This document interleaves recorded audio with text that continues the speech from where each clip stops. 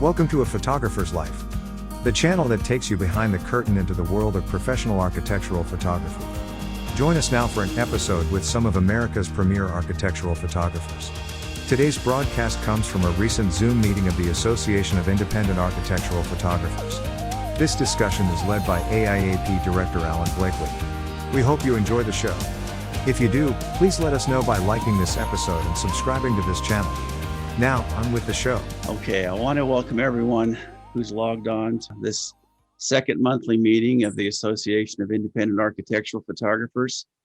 The topic for today's discussion is one that's come up a number of times, and after I asked for input last time, the one topic that came up again and again was on cost sharing and licensing. And so that's where we're going to start today. And I will put some links up in the chat window if you've got that open on your Zoom situation there. And these are links to the ASMP's business practices, which relate to cost sharing. These are also shared by the American Institute of Architects, as well as ASMP. And to begin with, could I just say a little something about those PDFs that you just mentioned? Yes. So I help work on those. I help write them a little bit. Okay, Barry. So one thing that's nice to say to clients that you're having to educate, which is always tricky because nobody likes feeling stupid, that they don't hire you. That's been my experience anyway. Yeah. Is that those were co-written by the AIA Council when back in the good old days when everybody was getting along, the AIA would do continuing education in the ASMP booths at the national conventions.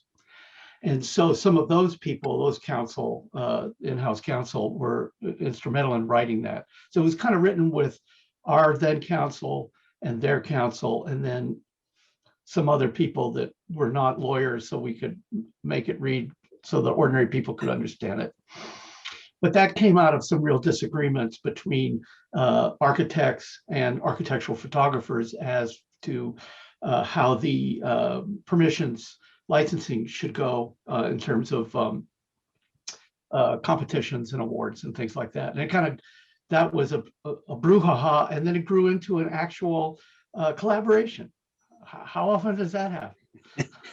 I appreciate the background on that, Barry. Sure. That's really important to know because for those of us who have been around a while and remember when it was the American Society of Magazine Photographers rather than media photographers, things were different then, especially in the architectural field. So, Yeah. So Barry, thank you for giving us that background on that information. Just in your perspective, Barry, how are things now? And where are things, as far as your business is concerned, with this particular topic of cost and license sharing? I always find that unless it's a really experienced architect, and even then sometimes, they have to be explained. It has to be explained to them how this works. And what I've realized is I sort of have to repeat myself to really focus in on the advantages of cost for them, that cost goes down. That is the only thing that seems to get people's attention.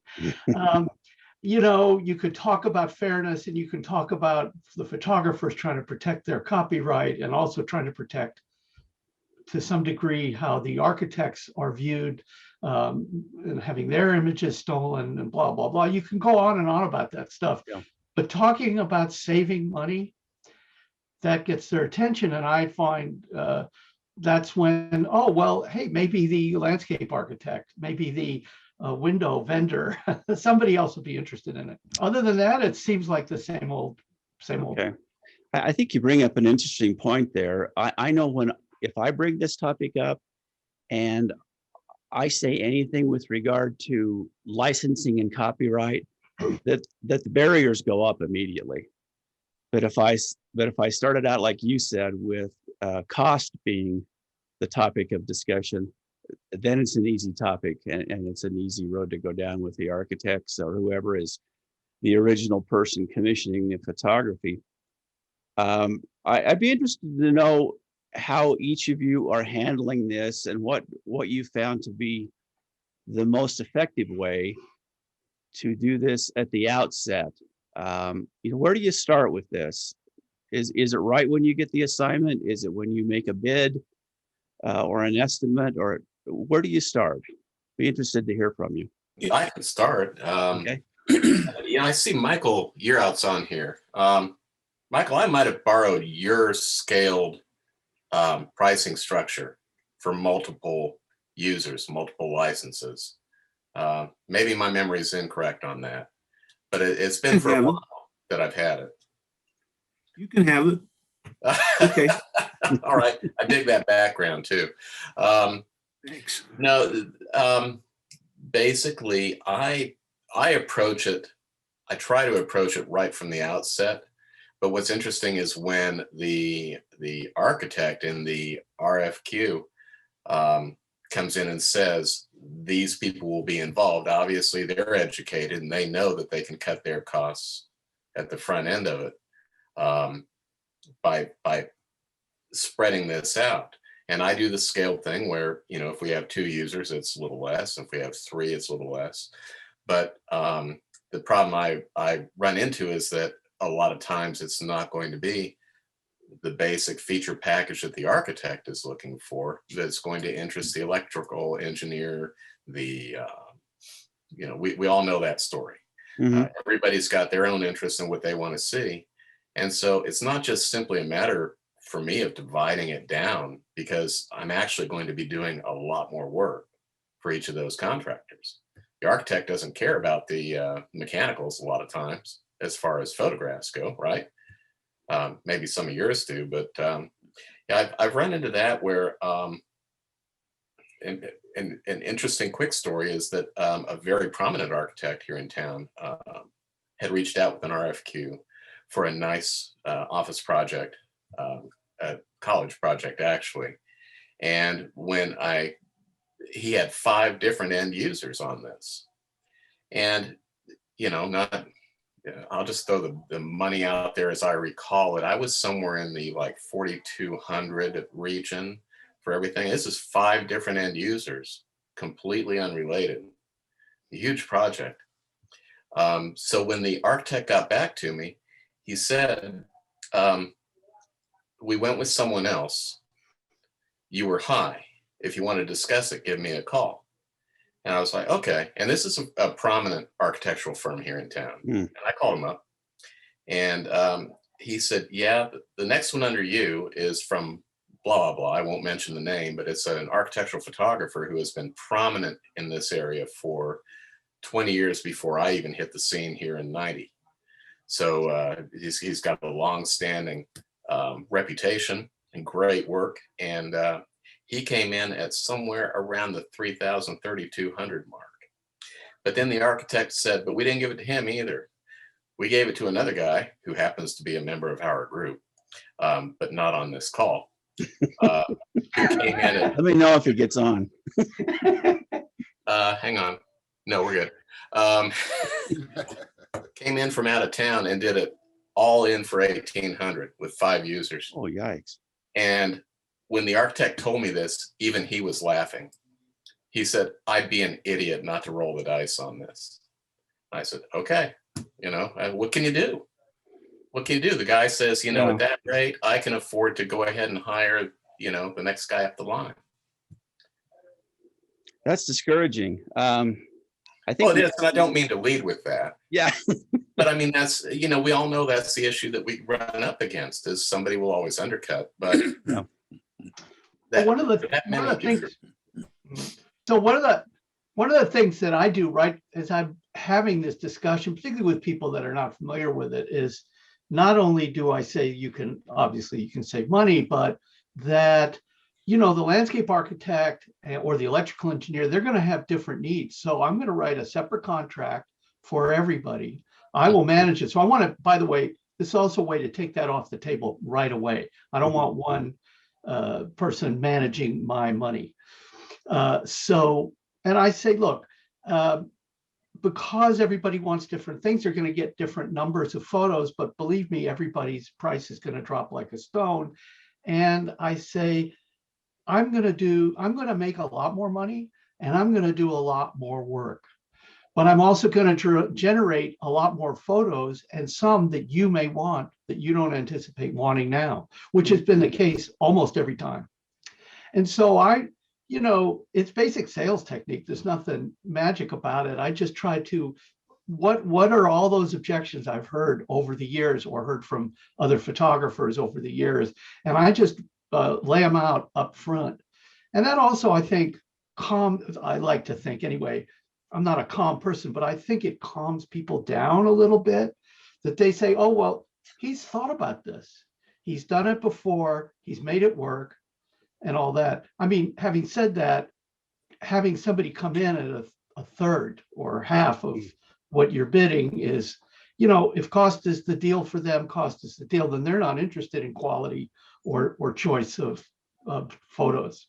Yeah, I think that's a great point. That we're not selling cost at this point in our careers. We're selling the quality of the imagery, and we're not going to be able to compete on that. I run into situations here in my local market in Utah where there are photographers who will shoot a project on spec with the hope that they can then license it to the different entities. And I've had them show up when I've been already hired for a job.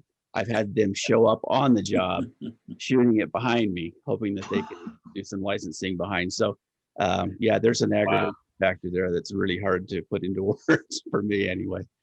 Well, there's one place where that works. There's one, Iwan Bond.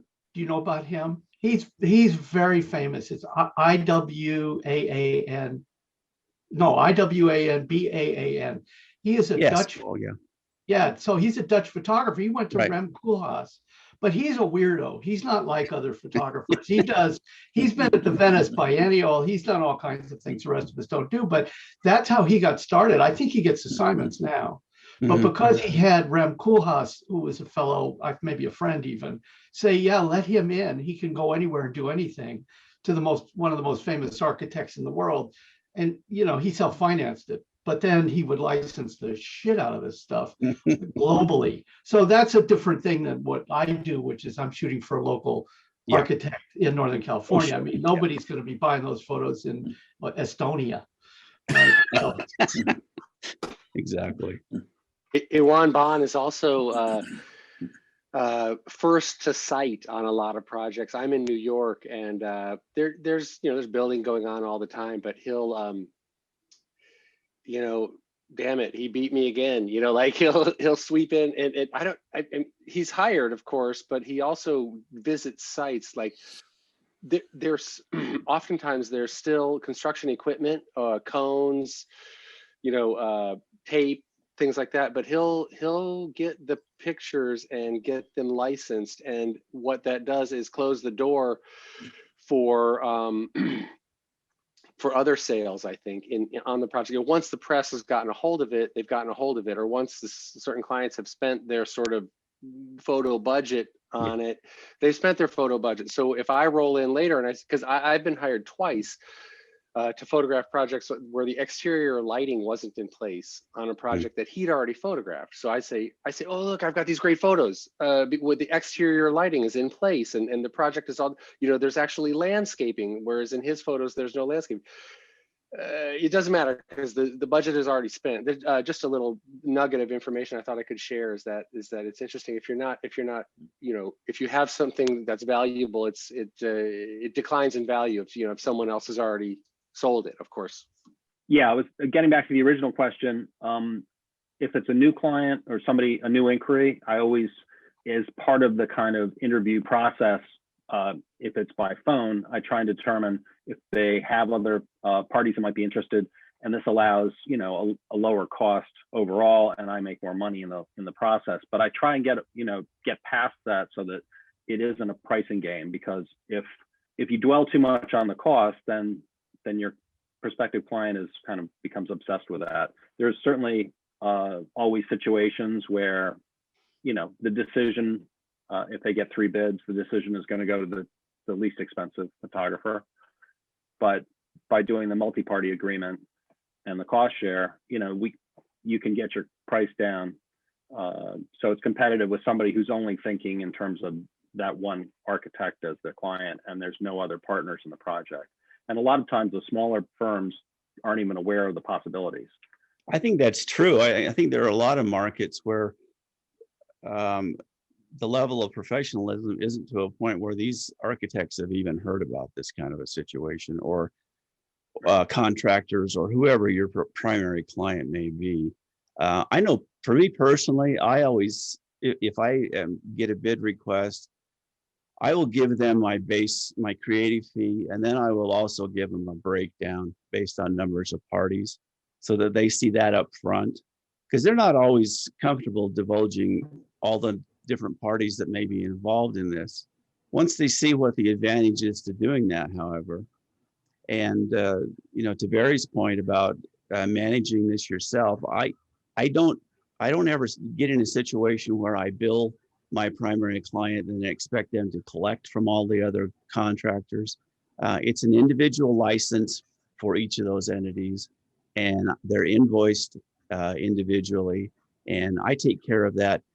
So once they tell me who they are, then the contact from there on out is mine personally with that client who's sharing in that cost. I come across situations where the architect does not want to share. They do not want other people to have their imagery. And I've had that happen. And suddenly, I mean, I can really negotiate like crazy when I've got other people that I can sell licensing to. But I do come across people who just want to make it a money game. And I seem to lose out on that one all the time because I can't lower my cost enough to compete. Then it just becomes a dollar thing. Mm-hmm. So Phil, a quick question. Is anybody else have that situation? I do as well, and I wanted to ask you now, if they want an exclusive, are they still not willing to pay what your minimum is? If they don't want anyone else to have use of the images, they want an exclusive, basically. I have yet to really be able to win one of those situations. I can win just about every time by saying, hey, let's get the electrician involved. Let's get the people who do the HVAC work involved. And I tell them, look, it's gonna create more work for me because I have to shoot then the utility room, for example, for the electrician or whatever, which the architect doesn't really want. And so, I tell them it creates more work for me, but then also it does definitely create more sales for me through the licensing aspect.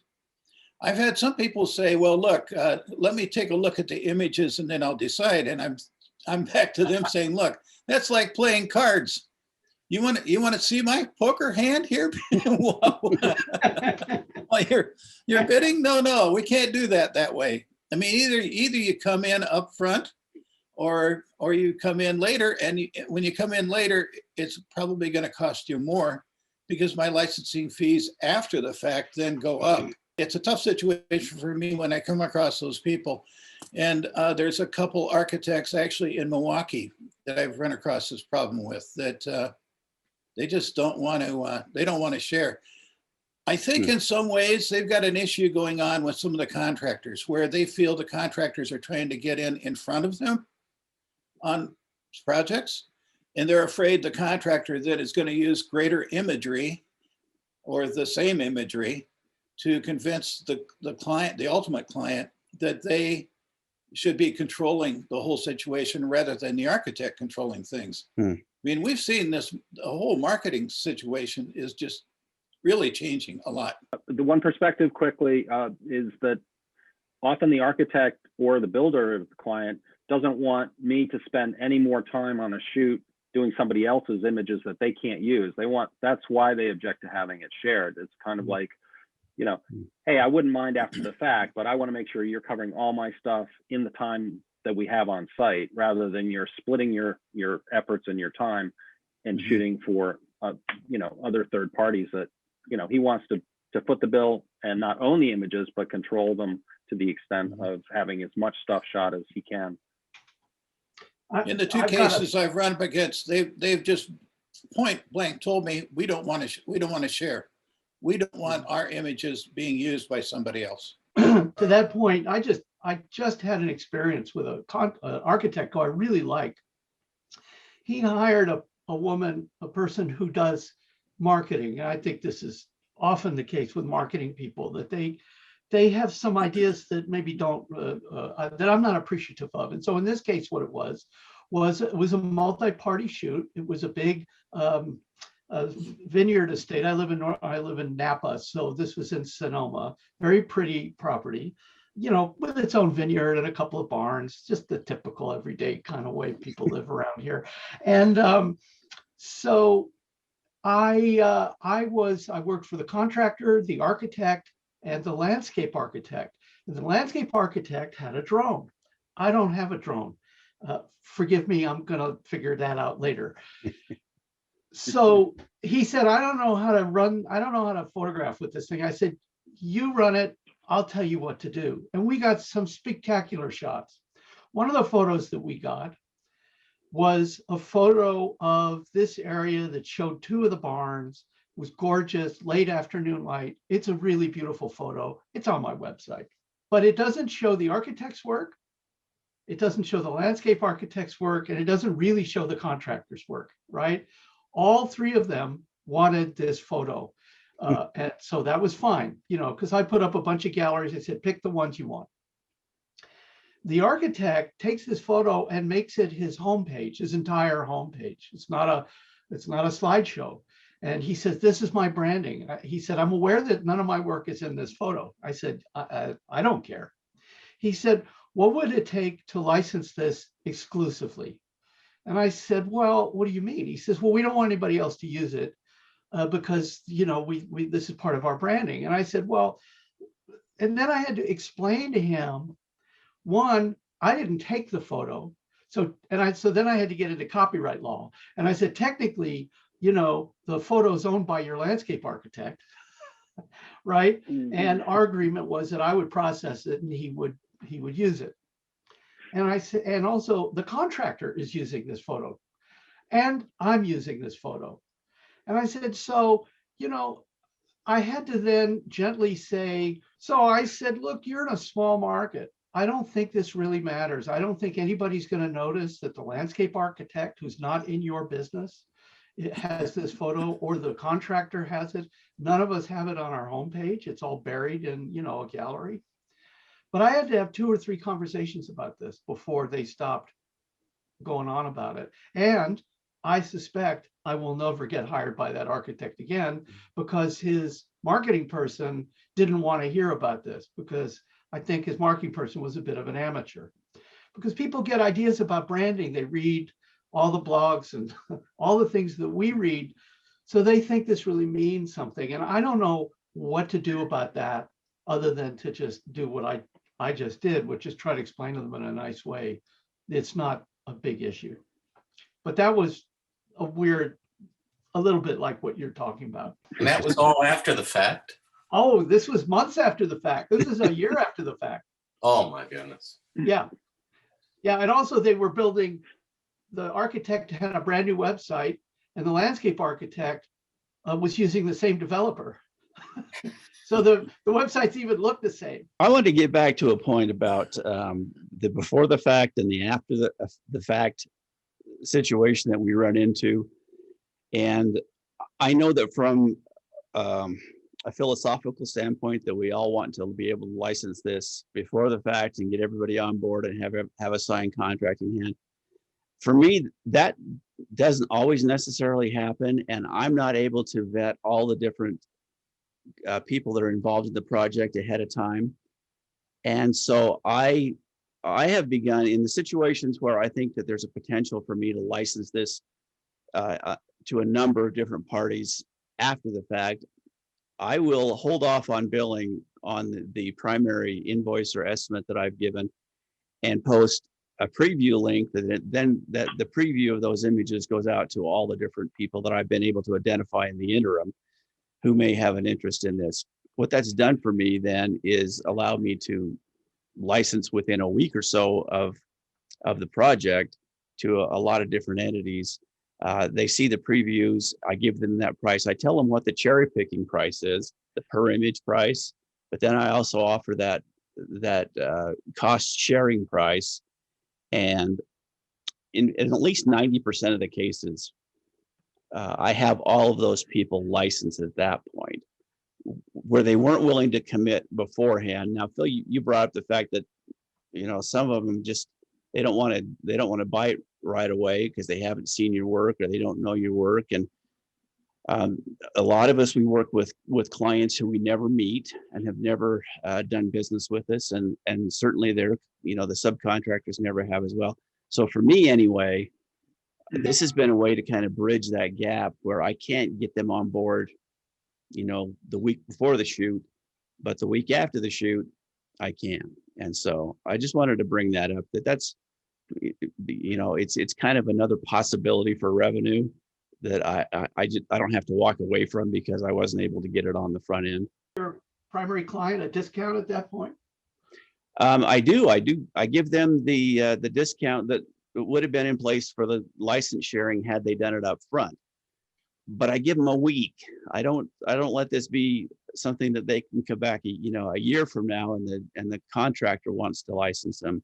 At that point, it's up to my my per image licensing price that is just the same. It's the same for everyone for every image, and they only get that break in that 1 week. And the website comes down. The preview website comes down after 7 days, and the images are gone forever at that price. Wow. So that's just another alternative that I've been using successfully the past couple of years. Anybody Alan, else do you share their experience? have a quick question, Alan? Do you split the expenses equally and then add a percentage to it? And if you do, rather than just split it equally amongst the parties, how are you rationalizing that if the client questions, you know, hey, how come it's 3 parties, 1/3 expenses, but then there's an added percentage to that? I don't personally break out my expenses from my creative fee. I show a creative fee and I don't itemize anything beyond there. So my creative fee is going to cover, you know, what my photography fee is, assistants, stylists, equipment rental, travel. I've got that all in there because for me personally, I found that if I show the client one price, that's a whole lot easier than having to show them 10 prices for different little add-ons and things like that they don't really want to know about. I mean, to me, it's like going to the car dealer. I don't want to know about every part that you had to put in the car. I just want it fixed and tell me how much it is. And so this is the way that I've approached it is my creative fee is the all-in fee. And then I will show what the breakdown is for cost sharing of that particular fee beyond that. So they don't see any kind of, here's a creative fee or licensing plus a percentage of expenses on that. So it's a lot easier math wise. And for me, it's just a whole lot easier to sell the client on at that point. If I don't make how much is it going to cost me too complicated? Right, but does it change from your quote because you've shot either additional pictures or you're delivering fewer photographs than you originally anticipated? Unless I have a shot list from these people who may be the additional licensees up front, what they're getting is the shot list that I did for the primary client. So I did a situation where I shot a large estate home recently. The architect was the one who hired me. I didn't have anybody else on board going into the shoot. And then after I did the shoot, then I had the interior designer and the contractor on board. And so I didn't shoot anything additional for them. So, but what they did is license what the existing photographs were. If I'm able to get everybody on board ahead of time, then I like to see a shot list from everybody. Then I can maybe put together a composite shot list and cover all the bases. And like we mentioned before, the architects are not going to care about the mechanical or the landscaping or details or interior design details or things like that. And I may spend 25 to 50% longer on the shoot in order to cover all those bases but my creative fee is going to affect that. Is going to reflect that, I should say, and the cost sharing is also going to reflect that. So, two ways to approach that. But I don't shoot things on spec, hoping that perhaps the landscape architect or whoever later will take care of that. Anybody else? Yeah, Alan, when you're pricing on the second and third client coming in after you do a shoot, how are you structuring your licensing fee on those images? Are you having them select only the images they want and then you're pricing them per image, or how do you go about doing that? No, I price that based on them buying the entire portfolio. I don't let them cherry pick things like that. I know there's a lot that do that, but I personally just let them, the licensing that I do at that point is just for the entire portfolio, and so they get a killer deal on it. I don't let it get more complicated than that. I live in a particularly high tourist area, and we have a lot of attractions and hotels that I do work for. One of the things I've done is built up an inventory of the local attractions. We have about 8.5 million people that come here a year and visit the city. So I've built up an inventory of those things that, for example, hotels might want to highlight as features of the city. And so from time to time, I get several requests for licensing particular images. Yeah. Does anybody else live in an area where they have a particularly high amount of tourist traffic? And if so, are you doing the same thing? And what kind of pricing structure? Because I've researched a lot about pricing and licensing and what you should charge. And I know it varies by market, but it's a constant battle on what to charge someone for a license. And I know it depends on how extensively they're going to use it. And my agreement limits what they can do with it based upon the price they pay. But is there any feedback from anybody else on that kind of one-off? Let's say they want 10 images. What kind of structures you're looking at pricing something like that? I charge $300 for the initial image if they're just licensing one, and then it goes down if they go 2, 3, 4, 5 plus. Then the pricing is reduced, but then they have to license, for example, 5 images at the same time. It's going to be $200 per image, so that's $1,000. If they want to go 6 to 10, it's still $200. That's the bottom for me. If they don't want to pay that for architectural or interior photographs, I really don't entertain that, because my feeling is that it's generally an exclusive, and in most cases where this has come up, they really don't have the opportunity to get in there to have it photographed. So it's either me or no one, unless they want to, use an iPhone shot or something. So it's a little bit. But is that based on what kind of usage are you granting with that fee? Is it unlimited? Is it limited to a certain amount? It's not time limited. Yeah, it's not time limited, but it depends on what they're going to do with it. For most of the people interested in this, they want to use it for their website and for social media. Realistically, not a lot of folks advertise. And, in terms of architects, I have a builder that advertises every month. They use my pictures. There's other, audio people and stuff that are always putting, full page ads in these shelter magazines. But for the most part, an architect might advertise in a trade journal or an AIA or something like that, but there isn't a lot of that. So I feel comfortable having kind of a flat rate. They know what to expect. Excuse me, I've got a question about your creative fee. Does it vary depending on the complexity and distance you have to travel and so forth?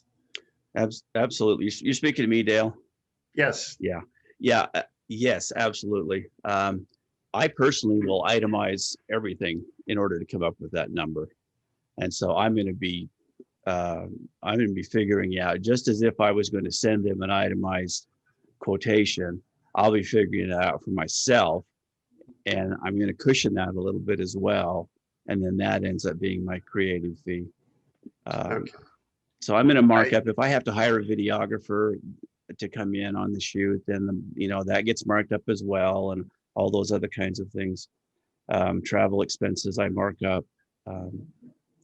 But for me personally, I found that showing them just a number is a whole lot easier to get things rolling. Okay, I have always itemized coming from a architect's background because our clients always demanded it, but maybe I'll switch over and try what you do and see if that's easier. You might do that. I haven't had anyone say, I'd like to see what all those individual expenses are. I've never had that happen. But when I did itemize, say 15 years ago or 20 years ago, then I would have people quibble about, well, how come you're charging me this much per diem, and how come your assistant costs this much? And I don't want to talk about that. So. What I've done, I've created on my residential side, I've created formatted packages with certain images. Okay. And so that makes it real simple on the residential side. On the commercial deals, it's a little bit different, but and then I just itemize it. Here's a package, 40 images at X, and then drone is with a package is this, without a package is that, and that's it. And they love it. It's real simple, and it's, yes, I'm going to get 40 images, I'm going to get 50 images, and they don't have to wonder about how many they're getting or what's included in the package and everything. So it works real simple for me. I mean, it just keeps it, and they never question it. They go, oh, what if I want to get more or less? And it's all pre-printed, and they get it. That brings up a question that I'd like to kind of pose to the group at large here is, do you ever work on do you ever run any problems with numbers of images, people asking how many images will I get, or I thought I would get more images, or anything like that? I can just tell you personally, I don't ever promise a number. That hasn't worked for me. And so I tell them I will cover their property or their project adequately. Is there kind of a division, but in the group here about numbers of images versus not? On the commercial side, there's usually not. Okay. When I'm doing, like I just did a new, for an architect, I did a new gas station that was here, a big, 40 pump gas station. And he just said, I need so many images, like he specified. But normally on the commercial, I don't. Residential, like I said, it's always about how many images, because the people that want them have limitations on how much they can upload. So, they don't need 70 images. They only can do 40. Okay. So that's why the pre-packaging works for me. But on commercial, I never talk images amount. Okay. It just doesn't come up. All right. I get that question up front a lot of the time, where and usually it's an underling in a company, whether they're a developer or a property management company, and the person will say, we want you to shoot this, and we'd like to have 20 to 25 images so we can choose 5 or 6 from them. And I try to talk them off the ledge at that point and say, do you really want me shooting that many images at the time it takes me to do that? So, I'm trying to find the medium ground on that, because if they just come out and say, we'd like you to shoot 25 to 30 images, well, that's this amount. We got I wanted to get back to June, and then Monica after June. You had questions and we didn't get to you yet. So June and then Monica, please. Okay. So I have a few questions, 2 of them. As far as say for instance, you photograph a half a day, and then after a while, after that, you license the images a certain price. Is that the same price no matter if it's a small project or a big project? Or like a bigger project, you probably charge more for third-party licensing than a small project. So that's one question. And the other question was, is there like a formula you use to, say for instance, when you license it throughout, or you license it for 2 years usage for magazines? Is there something I could follow? Would like to get a blueprint. He wants the magic wand. No. I do. Yeah, I hear you. I think for myself, the price is the price. The size of the project.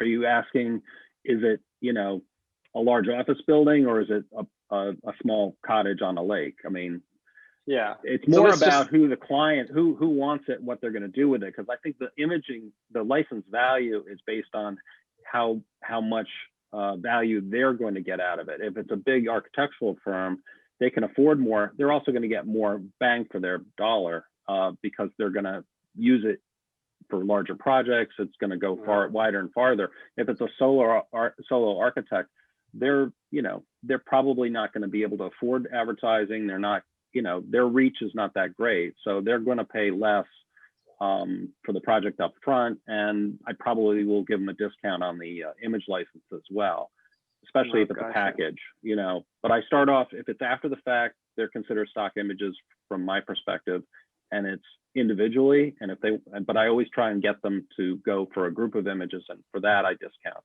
the total package. I'm in the Raleigh, North Carolina area, and we have such a great group of architecture and design professionals here. It's really rare that I run into, my primary work is commercial interiors and architecture, but I'm usually working for the big firms, and they all seem quite educated on how creative fees and licensing and expenditures work. So I don't really run into that very often, thank goodness.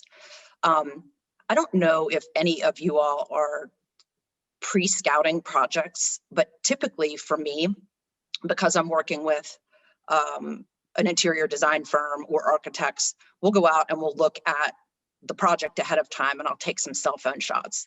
And then I'll submit those cell phone shots, just rough ones, and they can go through with their team and pin them on a board and pick the shots that they want. So by the time we actually get to the shoot, I know how many shots they want, exactly which ones, how long it's going to take me, and then I provide them with an estimate. It's really just a few line items. Like Alan, I'll provide a creative fee, and that's based on time, obviously, but it's all inclusive with editing, any post-production stuff. And, I even have some clients that I won't mention them, but they want to be able to use the images anyway, anytime that they want to. So sometimes I will give them literally one line item and say, here's for a full day shoot based on the shots that we're looking at, or approximately this many shots. And I literally just give them one number. And if I have any expenses, like overnight expenses, hotel, travel, I'll add another line item underneath of that for travel. So, I think around this area, architects, engineers, developers, designers, it's about their relationships. And the one thing that I've had to learn is to be flexible when it comes to licensing. So if you know ahead of time what shots you're going to get, and you can provide scouting shots, they will then also share those with maybe the commercial furniture dealership, or the lighting company, or the carpet manufacturer, or the wall covering company who did the murals. So, with interiors, there's a lot of other groups that are involved other than, the engineering or the landscaping groups. So, more times than not, we'll be able to pinpoint who's participating, what the overall cost is going to be, and how to break that down before we ever even go out onto a shoot. And it works pretty well. Also too, if we come up with a creative fee and I quote them, this many parties for licensing, they're all getting the same price for licensing per image, no matter what. I don't discount that. And if someone comes in after the fact, there is a premium for that, but I always ask permission from whoever commissioned me to do the work to make sure that I can sell those images to that group. Also, I will let people sometimes cherry pick what they want. I'm going to get that creative fee no matter what, and that's all inclusive of what my time is going to be. So if I have, yes, the engineers are in and they're going to do the full package. Maybe, the mural company comes in and they only want one or two. I will definitely give them one or two images licensing, because in the end, I've always, I think, gotten more clients and more business and made more money down the road. The commercial furniture company will come to me and go, hey, the architect selected those shots, but we're not getting furniture specific shots. Will you shoot these other 3 projects for us, because we know you'll focus on furniture? So I think, I think being flexible and realizing that, they're trying to be flexible with their clients and with their relationships with other vendors has really helped me in the end. So I don't know if that helps any of y'all, but thanks for letting me share. I got a question for you, Monica. Okay. Yeah, especially with the whole scouting, do you charge a percentage of, or fixed scouting fee, or do you just package that later? It's in the creative fee. It is already. Okay, got it. Yeah. Thank you. Sure. What if you don't end up getting the project? Has that happened? You scout the project and it doesn't go forward for whatever reason? I don't scout it if I'm not going to get it. I've had situations where an ongoing client will ask me to scout something. I scout it, I show them the gallery, and then at some point in the future, the project gets killed for whatever reason. Yeah. It's still Well, my sometimes ongoing client. You just eat it in my case. Sometimes the projects just get killed. I mean, Right. not because I lost it or didn't get to, or was priced out of range. I mean, sometimes, the intent is there that we're going to shoot this big 2-day project, with models and whatnot. And then their client decides they don't want to do it, or a global pandemic hits, or the stock market cracks, or, there's so many things out of your control. And sometimes you do have to do that, but it's worth it to me in the long run to do it. I have to say, I've done scouting before I got the contract when I was pretty sure I was going to get it. And I had one house that was by a pretty well-known architect in Los Angeles when I was living there. And those scouting shots years later got licensed by that architect, and then ended up in a book and got licensed by a magazine. They were just, some of them were handheld, and but they just looked good. The light was nice. Sometimes you just get lucky. This is, I'm going to admit, this is an extreme case, but I do agree, though, on your first point that you made about scouting. If I can scout, it's always better. Also, because then you can begin to pin down what they really want. And I think it makes them feel better, even if I never take a single shot, When I send a scouting shot, it is never going to be the size or quality that will ever be printed or shared. Or, I mean, I send it in like a super low res PDF with or sometimes through Dropbox in a PDF where they can comment in Dropbox right next to the images. So like their team can literally keep those comments in Dropbox, and then those photos go away. They never make it past them. Also, too, just from experience, being able to quote somebody, I can say in a half a day shoot based on a commercial project, I can provide you with approximately this range of photos based on a half a day, or approximately this many images based on a full day. So you can kind of give them an approximate price of how long it's going to take you to possibly yield this many photos, and then fine tune that once you get going. Yeah, that sounds good. That's Yeah, kind of that scouting thing is, I have a very similar working model to Monica. Okay. Where I try to scout everything, and that's how we kind of get around getting nailed down on the number of shots, because then the commissioning party is walking through, and we've got all the plan views that they want to have, and a lot of times they're actually thinking in terms of, oh well, the interior designer is going to want this thing, and the countertop people are going to want these shots, and so we try to make accommodations for that stuff. But like, similarly, like, half a day, or if it's usually longer than half a day for sure. But I know pretty accurately how many shots I can do. Unless there's a stylist involved, then things kind of slow down a little bit. Or if there's magazine people on board and stuff like that, obviously it's going to take a little bit. I can't get quite as much done, but it's a similar thing. And so you make people feel a little bit better about, okay, this is about how many shots we're going to get. But I always do the caveat of, you've got to prioritize that shot list too, because sometimes we spend like 3 hours walking around the thing, and there's like 58 shots, and it's like, we're not going to do that in a day, guys. So let's be realistic. What do you really have to do? What's the story that you're trying to tell about the project? It's a pitch, shoot for a magazine, or it's for the portfolio or something, and then I know how to price it in general. And if it's a multi-party thing, that's when we're talking about that right at the get-go. And I've already been hired at this point, so there's no fear that I'm going to scout it and do all the work and on the prep work and not get it. But it's also a similar thing that Monica said, where getting all the people. Well, I lost my train of thought, but that's basically how I do it. And then afterwards, on the everyone needs to be on board mostly in the way I kind of do it, to multi-party situation.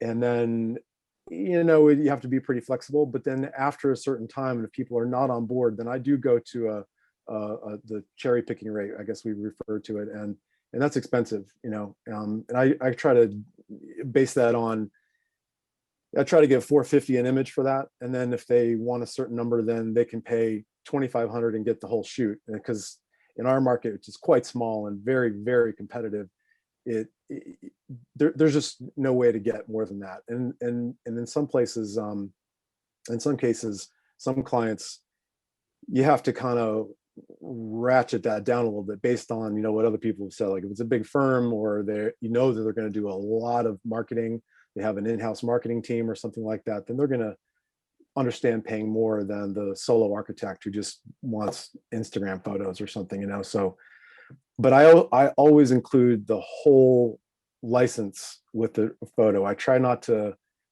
peel out, just social media use, or, we want to have it on our sell sheets or something. I try not to do that, because inevitably, there's going to be turnover in the firm, and somebody's going to find the photo and use it for a print ad that was never licensed for that way. And it just, I'd rather deal with that up front and just have it all in one package together at the same time. Thanks, Darren. I think you bring up an interesting point, that I think architectural clients are a little bit different than say an advertising client. If an agency comes to you and commissions you to do something, and it's licensed for a year, say, this particular image. I've got some clients where I shoot architectural subjects, and it's through an ad agency, and the licensing is has very set parameters. But that's not typical of architecture for me, and where I may offer an unlimited license, which is non-transferable. I mean, that's the caveat. It's not a transferable license, but they can use it in whatever media they choose to, and there's no expiration on it. Anybody else want to speak to that point? I think that's. I do list various kinds of usage.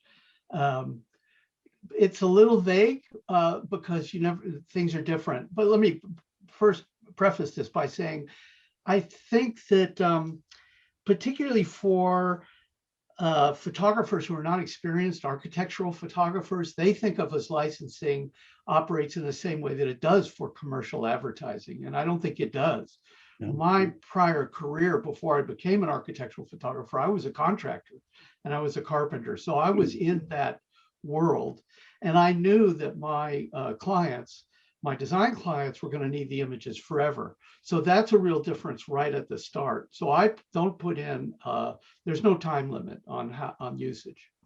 And I'm very explicit. I say website, social media, which is something I've added in the last few years because, duh, and contest and competitions, awards, all that stuff is in there. And I might say, physical prints in case they want to make a print. I don't want them to worry about that. Then, depending on who the client is, I might or might not put in advertising.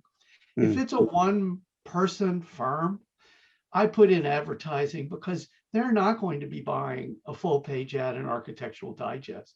Right. But if they're a big firm or something like that, that might be a kind of a different thing. But I just kind of recognize what they do, and I sometimes will talk about the licensing.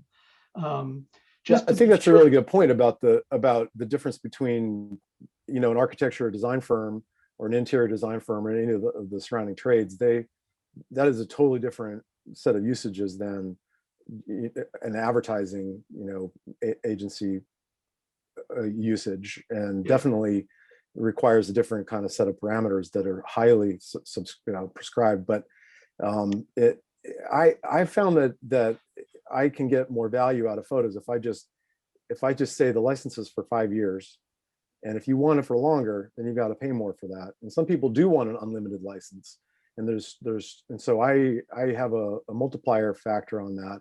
But also in the state of Maine, that's the trigger for having to charge sales tax. On sales tax on licensed intellectual property is not taxable. So until the kind of soft limitation on that is beyond 10 years. So if it's 10 years or more, it's considered a tangible sale, and at that point, no longer intellectual property. Then we have to charge sales tax. So it's a little bit of a strange gray area in that, but that's another factor of why I choose to contain the license term to create value, and also to get people educated on how sales tax is supposed to work. Yeah, in California, it's the same. If we don't deliver a physical object, there's no sales tax. But I did want to say one last thing, which is I have both on the front page and on the terms and conditions, no third-party licensing.